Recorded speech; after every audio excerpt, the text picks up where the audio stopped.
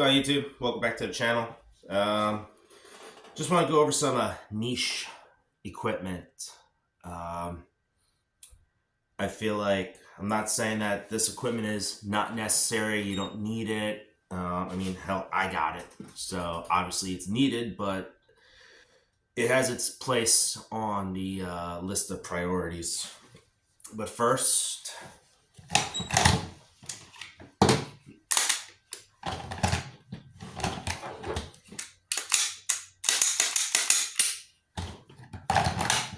there we go. So, belts. Gun belt, battle belt, war belt. 3 different types of belts, right? Each one has their place.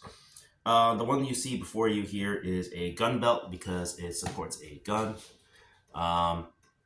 War belt, I would say, constitutes kind of like the Alice rig, where you have sustainment and ammunition for your primary weapon. A war belt just supports your singular weapon of choice, like the ones that the Marines wore back on my deployment back in 2022. And gun belt. Yeah, so let's get into it. This is just my belt. It's a GBRS group belt. I really like it because it's got the loop field Velcro on the inside instead of the hook Velcro. It makes it a lot easier to wear with various different types of clothing, or no clothing at all if this is type of a belt where the bump in the night, you know, you're in your boxes or your pajamas, you throw a belt on with your gun and everything to go check it out. And I tried that once with an Eagle Industries belt and the Faro Bison belt, and I did not appreciate that experience at all. So yeah. Before we get into this, make sure you like, subscribe, comment, all those 3 things. Helps the channel out. So let's get into it. All right, so we're going to work from my left side all the way to my back to my right side. So starting on my left side, I have a roll of electrical tape, right? Just minor things. Got a Surefire G2X flashlight right there in a HSGI taco pouch. Continuing on, I got a GBRS group double pistol mag pouch. One of the reasons why I like the GBRS pouches and the belt is because it hugs everything so much closer to the body. When I was running S-Tac Kiwis, Blue Force gear, HSGIs, it felt like everything was way out here, but the GBRS group like really cinches everything in, and it's nice and tight, and I like it. Behind the pistol pouches, I have a GBRS group double rifle mag pouch. So right there's 2 magazines for my rifle. Continuing on, scooch all this over. Right here, got a Blue Force gear dump pouch. Folds up real nice. Dump pouches are nice to have. Are they necessary? Is it absolutely pertinent that you buy this brand? No, I just like it because of its form factor and how tightly it packs up into the belt, into its own little pouch. It's got a little drawstring to keep things shut. You know, stuff like that. In the middle, obviously, red paracord pull tabs, right, is medical. Also indicated by the cross on the front. Underneath it, this is an HSGI Reflex pouch, I believe. It's got pull handles on both sides. I also have a Blue Force gear tourniquet and shears combo holder. So I got a tourniquet there and trauma shears. Snip snip for scissoring. Pulling out the side. Doesn't matter what side you pull it out from. Undo the elastic, open it up. You got your medical contents right there. Let's see, what do we got? Got duct tape. I have burn dressing. I have an Israeli, not an Israeli bandage, an H bandage, S-rolled gauze, needle decompression kit, needle D. Snap that open. And I got an emergency trauma dressing, quick clot, and a twin pack of hyphen chest seals.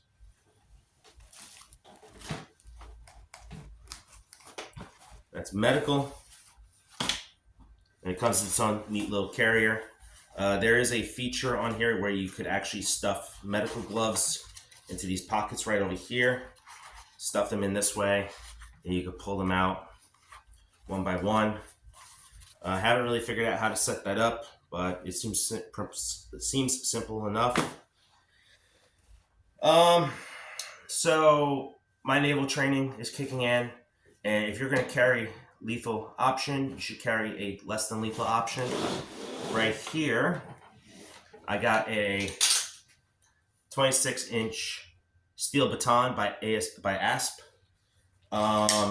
Batons are cool. I like them. It's a great defensive option. Should really be your first option, because the one thing I like about batons is that it could go from less than lethal to lethal depending on strike areas. You have your green areas, your yellow areas, and your red areas. You should really know how to use a baton before you actually carry one or even use it, right? Don't just buy one and say, oh, I'm good to go, because if you crack this into the head of someone, congratulations, this less than lethal weapon just became a lethal weapon. Now, if you strike them in the shoulder, the bicep, the forearm, the thigh, the shin, right? Those are green areas. Joints are yellow areas like the wrists, the knees, the elbows, the shoulders. Those are yellow areas. The gut, the sides of the back, on the sides of the spine. Excuse me. Those are green areas. The chest, on the sides of the heart, those are green areas as well. But the moment that you strike the spine, the head, or the heart, congratulations, that became deadly force. The force that a person uses causing the force a person knows or should know creates substantial risk, causes death, serious bodily harm, or injury. You should know that. So that's less than lethal. Going on to my right side, I am a right-handed shooter. We have a Safariland holster, ALS holster with a thigh strap, carrying a Glock 19. This is my baby. This is my everyday carry. Trijicon RMR and a Surefire X300 U Bravo. Yep. It's pretty. With a Zafiri Precision slide. And it's also attached to I believe it's a Knight's Ornament lanyard. Just what I'm used to. Right? Weapon retention. It's absolutely necessary. It's non-negotiable. You drop your weapon, that's a bad day.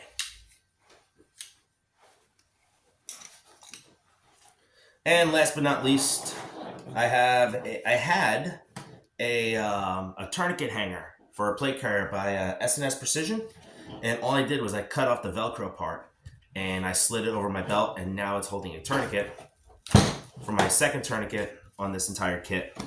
Bright orange. It's a training tourniquet, but if you look at North American Rescue's website, they have the blue tourniquet, the black tourniquet, and the orange tourniquet all on the same page for the same price. So it is in fact a tourniquet. I just have orange there. That way I can sit there, and if I'm unable to help myself, I could at least give somebody instructions being, hey, grab a tourniquet. Oh, what's a tourniquet? It's the bright orange thing on my belt and I can't reach it, or something like that, right? And they grab the bright orange thing off my belt and hand it to me, and I know what I'm doing, or they could at least know what they're doing. So yeah, other than that, that's literally the entire belt itself. Move all this out of the way, put that right there. So yeah, belt's empty. Ta-da! Just some food for thought. I'm gonna try building out the other two belts. This is the gun belt. I'm gonna build out a battle belt and a war belt. Then again, I mean, the war belts, they're all over the place on the internet. Just look up Alice gear and boom, you got a war belt. Battle belt, it's basically the same thing. You know, you got ammunition to support your. You got one type of ammunition to support your primary weapon, which would be your rifle, and a couple of other admin stuff to help support your mission. Not so much a pistol, but this is strictly a pistol belt. Something like this I would wear with my plate carrier, which is currently right here. Video coming out soon.